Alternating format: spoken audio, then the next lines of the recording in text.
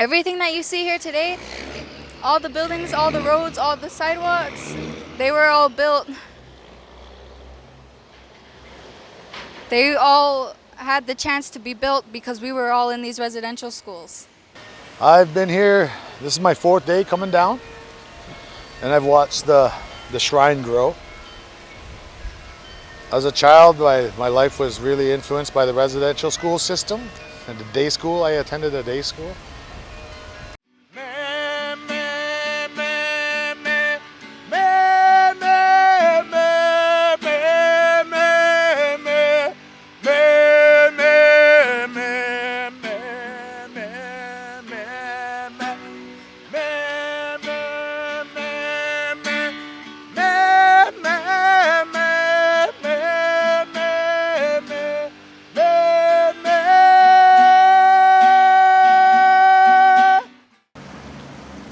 And to show some acknowledgement and maybe bring some awareness to our gruesome but our reality, history, and ongoing to what is going on, because the last residential school closed in 1996.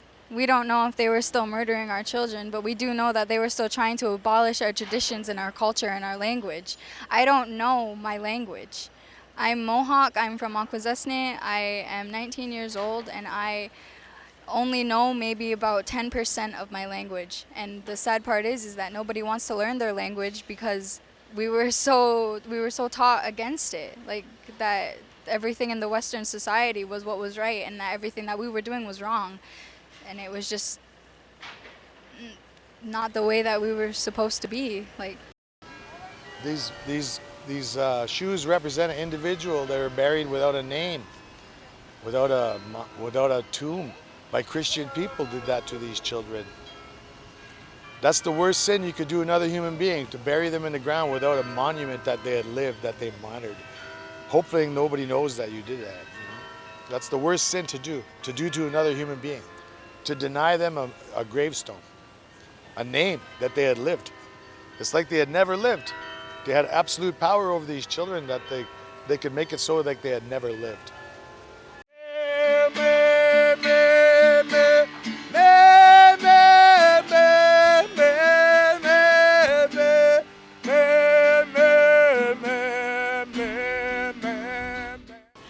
I'm Algonquin. I am originally from Long Point First Nation, and I'm here today because of the kids. Because my heart is breaking. Because now the truth will be told. There's no more cover-up. The reason I'm here today is I am a survivor of a residential school, and when I heard about the remains that were uncovered last week, it affected me quite deeply, along with my 4 older sisters. We are all survivors of the schools. One of them passed about 5 years ago, but she passed away from cancer. That was the reason why I brought 5 shoes with me today and 5 stuffed animals to represent not just the children who were found, but to also honor my sisters who couldn't be here to do this today. So I offered to do it for them. You are now watching People's Opinions on Popular Topics. Well, to be honest, not really right now. Frogger, I hear, is the latest when I listen to the radio. Yeah, he's definitely out. I started the 7th of last month protesting.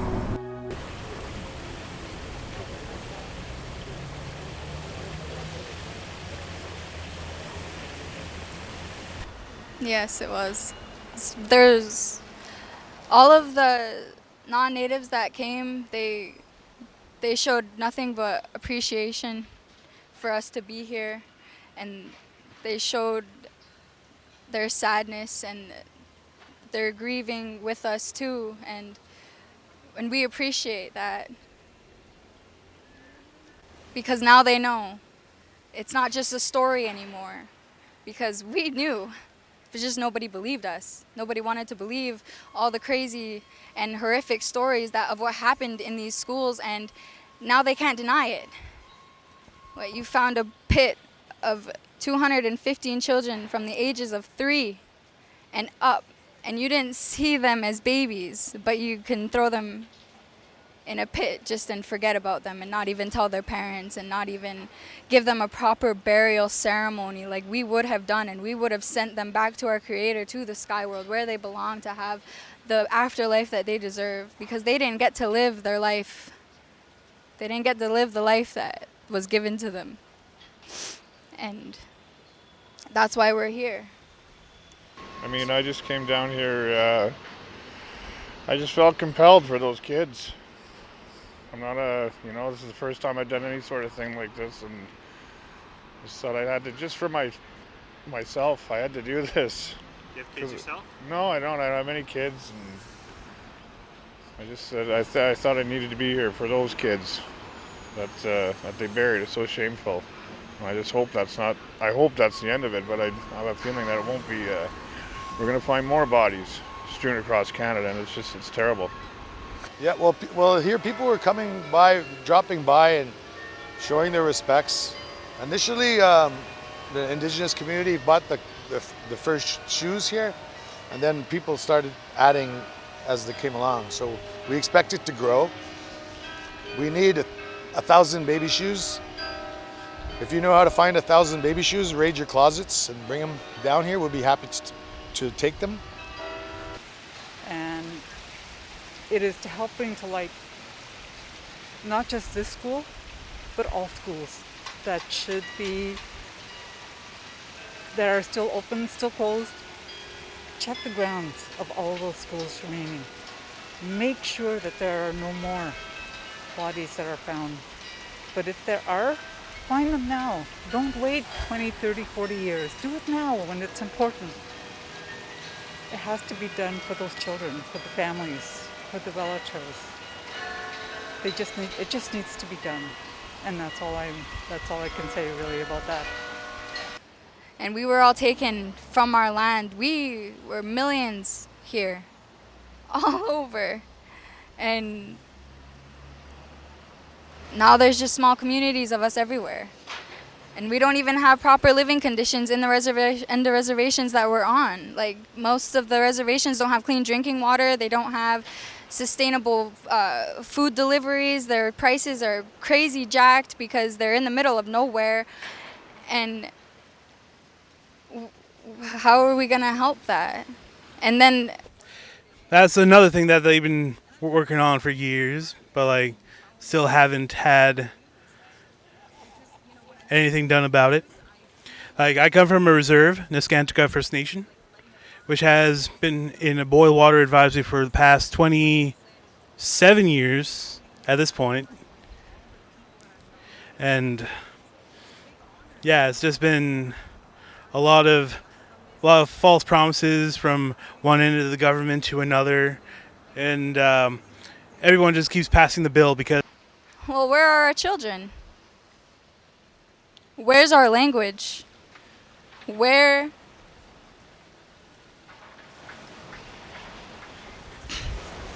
We don't care about money. We care about being able to survive. And we care about having a meaningful life. A sustainable life. We're connected to nature. We're connected to the world. We're connected to the sky. And all of that just gets taken for granted, and we don't do that. When I saw the post about Trudeau wanting the flag to be at half-mast, both here and at all federally governed buildings, I thought, what you need to do is you need to act, not react. Putting the flags at half-mast, that's a reaction. That's not taking action. Action is going to all of those schools, making sure that there are no more bodies found. Do it now before it's too late. So I'd like to see more action, and less reaction. Bring down their baby shoes to the memorial, and they could start talking to their co-citizenry about how much Canada benefited from the residential school system. because not only was it a system of imposing a religion on Indian children, nor imposing European culture. It wasn't only that. That's what they used to spread the message of death. They used religion and they used civilizing these youngsters. To actually, the main purpose was removing us from the land and using the newly created railroad system and the Indian Act and the Constitution, enabling the Anglo-Saxon, the Scots, German, French, Irish complex that already existed here in Canada, that already existed in Toronto, Ottawa, and Montreal. And all those people, they wanted a new identity in 1870, 1890, 1910. They wanted a new identity. They didn't want to be in Toronto, Ottawa people. They didn't want to be Montreal people. So then they got a job in a residential school, and then they became the first citizens of Manitoba and the first citizens of Saskatchewan and northern Alberta.